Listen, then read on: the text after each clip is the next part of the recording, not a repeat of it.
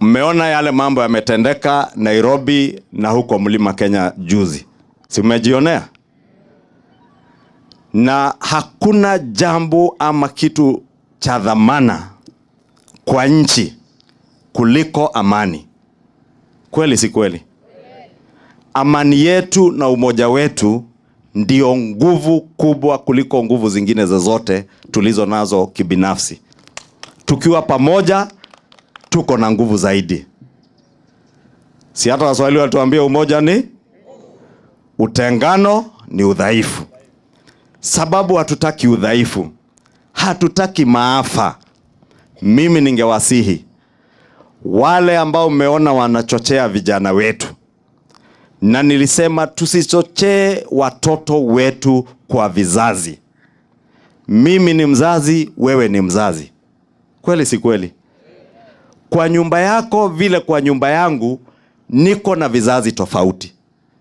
Tuko na wengine wanaitwa Generation X, ndio? Tuko wengine wanaitwa Millennials. Tuko na hawa watoto wetu wa juzi, si ndio? Na pia tuko na wale wadogo kabisa, sijui Gen Alpha, si wako? Hizo vizazi zote za watoto wetu, mambo ya muhimu sio kuambia watoto tuwagawanye kwa vizazi. Tuambie kizazi hiki, nyinyi ndio mtafanya mapinduzi ya serikali. Kama kizazi chochote, hata sisi tulikuwako juzi tu, tulikuwa watoto wa university. Na tulikuwa tunasema kila siku Moi must go, Moi must go. Lakini wakati tulijua kujisajili kama mpiga kura, kutafuta uongozi ufanye mabadiliko yenye unataka kuona, that is how you change a country. You cannot change a country by seeking to overthrow governments, by anarchy, and what we have seen in Nairobi and in parts of our region in Mount Kenya is nothing other than sheer anarchy. Deputy President, sababu uko hapa, muko na jukumu kama serikali kuhakikisha hatuingii nchi yetu ama hatuingizi nchi yetu kwa mambo ya vita na vurugu za kisiasa.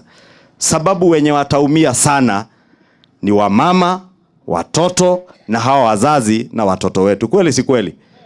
Wale wanachochea watoto wetu. Unaona wanachochea, mtu anaenda hapo dakika 5 anapiga picha, alafu anaenda anajifungia kwa nyumba yake Karen. Watoto wanaachwa siku mzima wakipambana na polisi. Mumeona ile uharibifu ya mali ya umma imetokea. Watu wanaingia kwa police station kuchoma police station. Wengine wameenda wakapora bunduki. Hapo Dagoretti wamevamia kituo cha polisi, wamepora bunduki.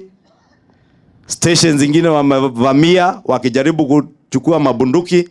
Sasa tukauliza jameni, maandamano tumeona Mombasa watu wameandamana asubuhi, ikafika saa 6 wakafunga maandamano yao, kila mtu akaenda nyumbani na amani. Sio ndio maandamano ya kisawa?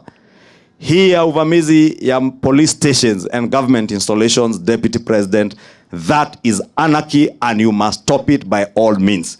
Watu wa Kanyangi mnasema isimamishwe ama iendelee? Isimamishwe ama iendelee?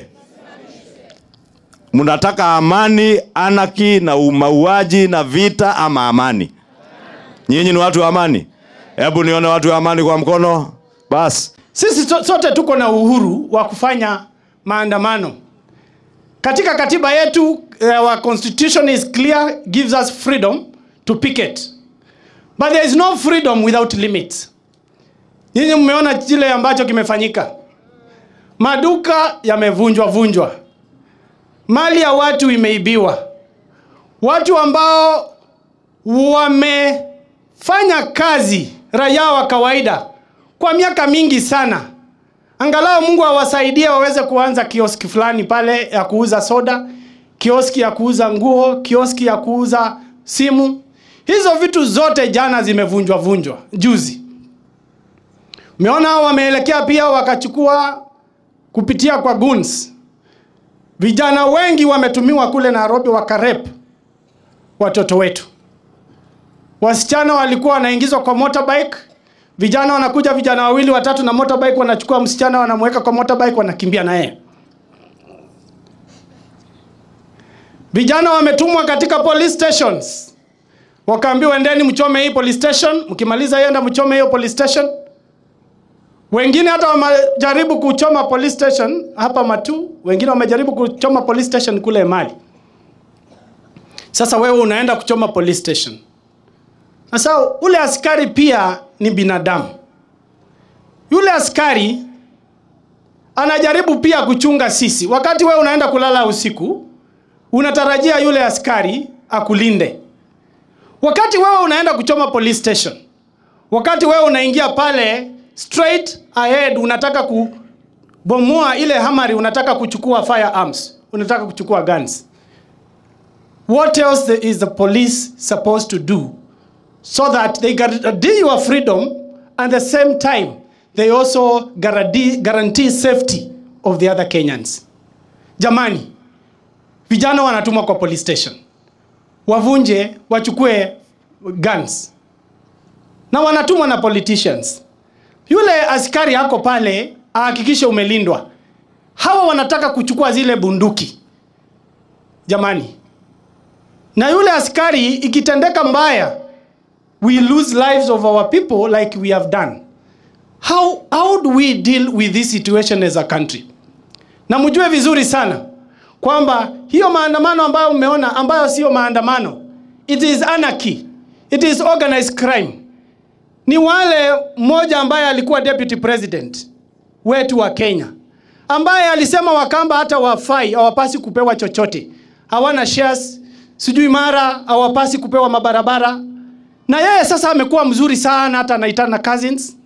Amekuja ameorganize vijana. Nimeona jana anapiga makofi, amesema vijana vile mmefanya ni vizuri sana. Wewe wakati umekuwa deputy president, haukusaidia hawa vijana wapate kazi. Sasa ile kazi unataka wafanya ni kuenda kuvunja maduka za watu jamani, na kurep watoto wetu. And you call yourself a leader. Na mimi nataka niulize hata viongozi wa makanisa tafadhalini. It is your time now to rise up and respond to this kind of nonsense that is being propagated by some of our political leaders. Na niwaelezee, hawa wanasiasa ambao wanachochea vijana wetu waende wapoteze maisha yao, waende hata waharibu, wachome. Those are not your friends. A true friend wenu ni yule ambaye anakujali, kama leo vile tumekuja hapa tukasema tutachangiana ndio tuweze kuinuana pamoja. Kuna watu ambao wanachezea amani ya nchi. Na nyinyi mkienda msikize redio, ni kitu gani inaendelea kule Israel? Ni kitu gani inaendelea kule Iran? Mahali pale watu wanapigana. Watu wale wanaumia zaidi ni akina mama na watoto.